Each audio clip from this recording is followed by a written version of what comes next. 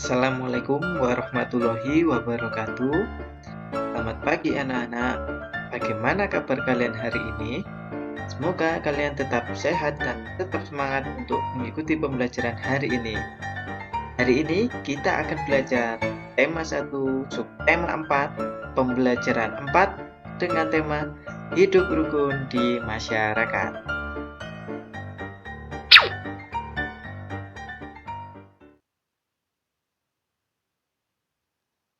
Pertama-tama, marilah kita lihat tujuan pembelajaran hari ini.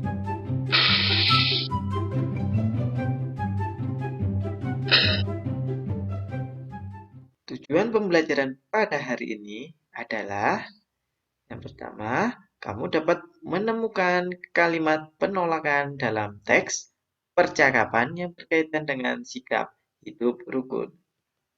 Yang kedua, kamu dapat menuliskan kalimat penolakan menggunakan bahasa yang santun. Dan yang ketiga, kamu dapat menyelesaikan masalah dalam kehidupan sehari-hari yang berkaitan dengan penjumlahan dan pengurangan.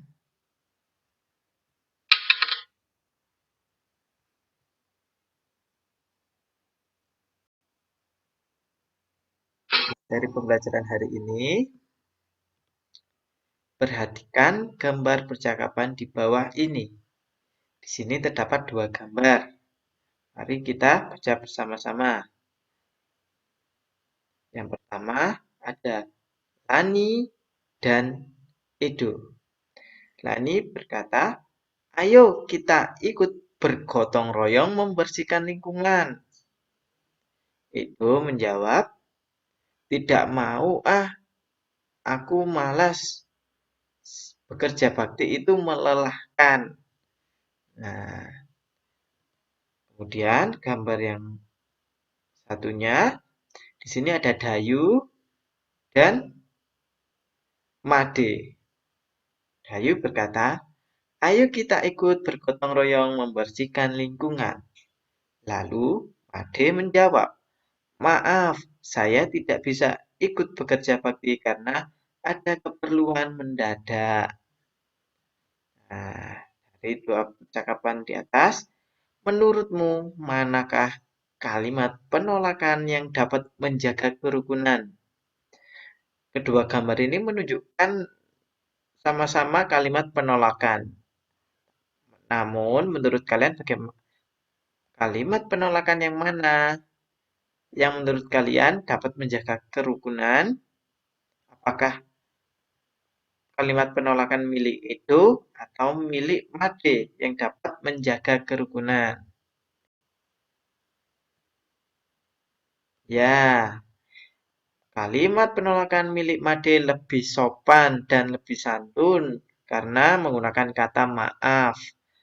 Meskipun tidak bisa mengikuti, Made meminta maaf, saya tidak dengan memberikan alasan tidak bisa ikut bekerja karena ada keperluan mendadak. Sedangkan kalimat penolakan milik Edo tidak menggunakan kata maaf dan bisa dianggap kurang sopan atau kurang santun. Dengan alasan tidak mau bekerja bakti karena kerja bakti adalah hal yang melelahkan. Sekarang, ayo kita menulis. Buatlah cerita sederhana untuk gambar yang kamu pilih. Nah, tadi kita pilih gambar yang antara Dayu dan Mahde. Coba kita buat cerita sederhana saja. Pertama-tama,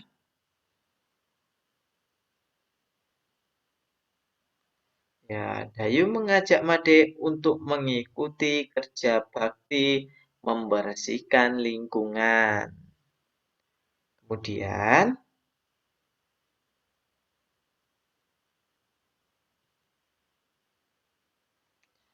tapi Made menolak dan meminta maaf karena tidak bisa ikut kerja bakti.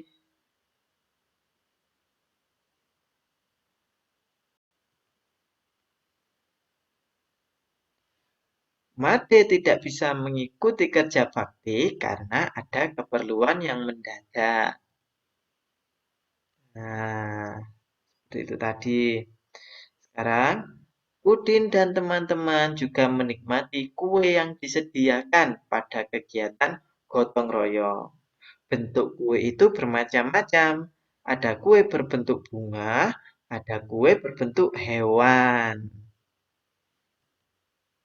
Apakah kamu bisa membuat bentuk-bentuk tersebut? Apakah kalian bisa membuat bentuk-bentuk bunga maupun bentuk hewan?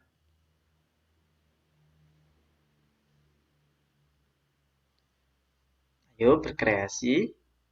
Pada pembelajaran yang lalu, kamu sudah membuat sketsa yang dihias dengan biji-bijian. Nah, tugas pembelajaran sebelumnya, kalian sudah membuat kolase yang telah jadi dan dihias dengan biji-bijian. Bermacam-macam.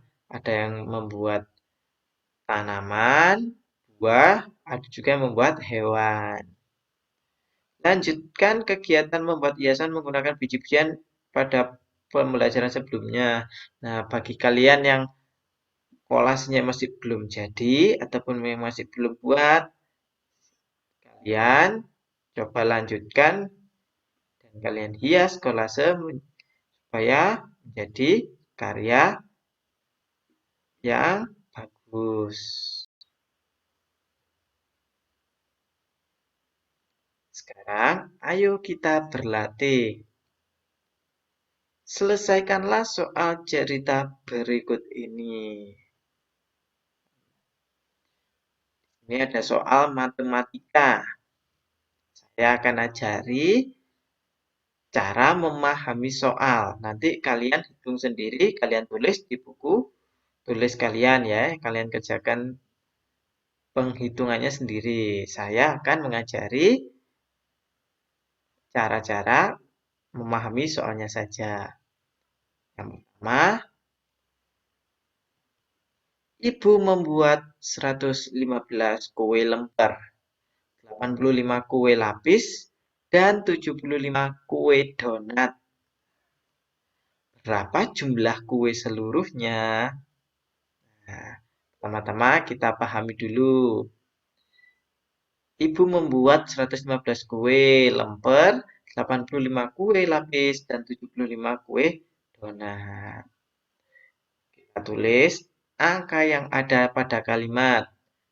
Ada angka 115, ada angka 85, dan ada angka 75. Lalu diberi tanda apa kira-kira? Kita pahami soalnya dengan cara kita amati tiap katanya, tiap perkata. Nah, pertanyaannya berapa jumlah kue seluruhnya? Kalau jumlah kue seluruhnya berarti kita beri tanda tambah. Nah, ditambahkan semuanya maka akan ketahuan hasilnya atau jumlah kue seluruhnya. Nah, kan kalian tulis dan kalian hitung di buku tugas kalian. Kemudian nomor 2. Jumlah minuman mula-mula 336 gelas. Berapakah sisanya jika sudah diminum 59 gelas dan 92 gelas? Seperti yang tadi kita pahami soalnya. Setelah kita paham, kita tulis angka-angka yang ada pada soal. Ada angka 336, ada angka 59, dan ada angka 92. Jumlah minuman mula-mula ada 336. Pertanyaannya, berapakah sisanya jika sudah diminum 59 gelas? Jika diminum, berarti itu tandanya minuman itu berkurang. Maka kita beri tanda kurang. Lalu, dan 92 gelas. Berarti diminum 59 gelas, kemudian diminum lagi 92 gelas. Maka kita beri tanda apa kira-kira? Nah, kurang lagi. Jadi diminum 2 kali. Yang pertama diminum 59 gelas, kemudian diminum lagi 92 gelas. Kira-kira sisanya berapa? Nah, jumlah minumannya sisa berapa? Seperti ini. Kalian hitung sendiri. Hasilnya di buku tugas kalian ya. Nomor 3. Selesaikanlah soal cerita berikut ini. Yang nomor 3. Udin mempunyai 180 butir biji-bijian. Mutiara memberikan 125 butir lagi kepada Udin. Biji-bijian tersebut digunakan untuk membuat hiasan sebanyak 148 butir. Pertanyaannya, berapa sisa biji-bijian sekarang? Nah, kita tulis semua angka yang ada pada soal. Yang pertama ada angka 180, kemudian ada 125, dan 148. Kita pahami soalnya. Udin mempunyai 180 butir. Ya, 180. Lalu Mutiara memberikan 125 butir lagi kepada Udin. Berarti biji-bijian milik Udin bertambah banyak. Kita beri tanda tambahnya. Mutiara memberikan 100 kepada Udin. Lalu biji-bijian tersebut untuk membuat hiasan sebanyak 148. Jika biji-bijian itu digunakan untuk membuat hiasan, maka biji-bijian itu akan berkurang. Jadi kita beri tanda kurang 148.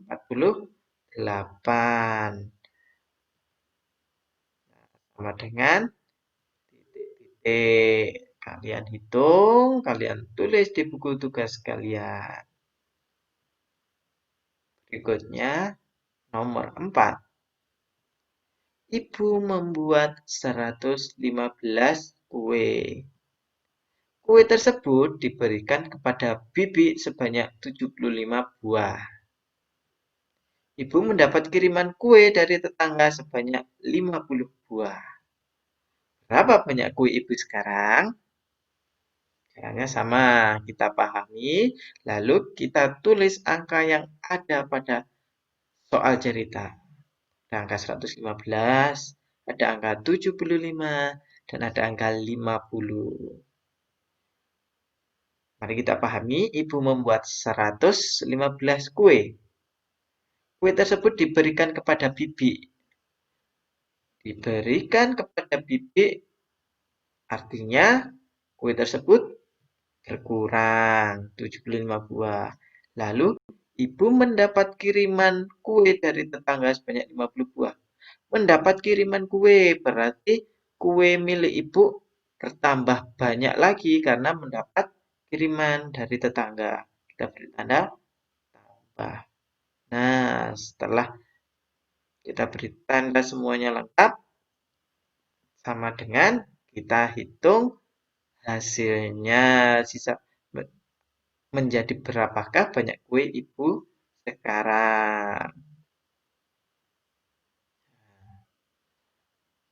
Silahkan kalian hitung sendiri. Dan nomor 5. Jumlah penduduk dewasa di lingkungan rumah Udin ada 229 orang. Jumlah anak-anak lebih sedikit 72 orang. Berapa jumlah penduduk dewasa dan anak-anak? Nah, ini kalau pertanyaan seperti ini kita harus teliti. Di sini pertanyaannya adalah berapa jumlah penduduk dewasa dan anak-anak. Sedangkan di soal hanya diketahui jumlah penduduk dewasa, yaitu 229 orang. Maka kita pertama-tama harus mencari jumlah anak-anak terlebih dahulu. Bagaimana cara mencari jumlah anak-anak? yaitu adalah jumlah orang dewasa 229 lebih sedikit 72 orang. Berarti 229 ini diberi tanda kurang 72. Hasilnya sama dengan berapa kira-kira? 229 dikurangi 72. Setelah diketahui hasilnya, itu belum jawaban akhir. Itu adalah jawaban dari jumlah anak-anak saja. Sedangkan pertanyaannya adalah berapa jumlah penduduk dewasa dan anak-anak. Jadi jumlah anak-anak dan jumlah dewasa ditambahkan. Nah, seperti ini. Hasilnya tadi ditaruh di sini, di titik-titik, kemudian ditambah 229 atau jumlah dari orang yang dewasa. Sama dengan titik-titik. Nah, baru jawaban ini adalah jawaban akhir dari pertanyaan yang diminta. Seperti itu.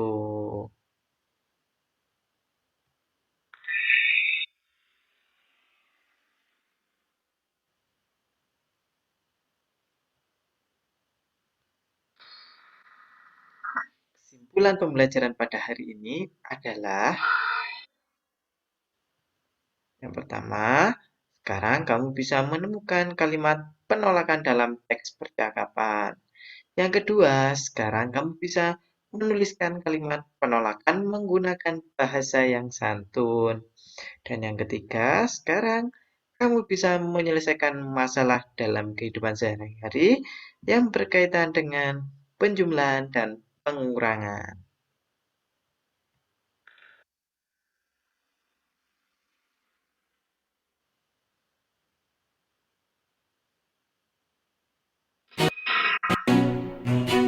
Dan moral pada pembelajaran hari ini, mengucapkan penolakan menggunakan kata yang sopan dapat menjaga kerukunan. Sekian pembelajaran hari ini. Sampai jumpa pada pembelajaran berikutnya. Assalamualaikum warahmatullahi wabarakatuh.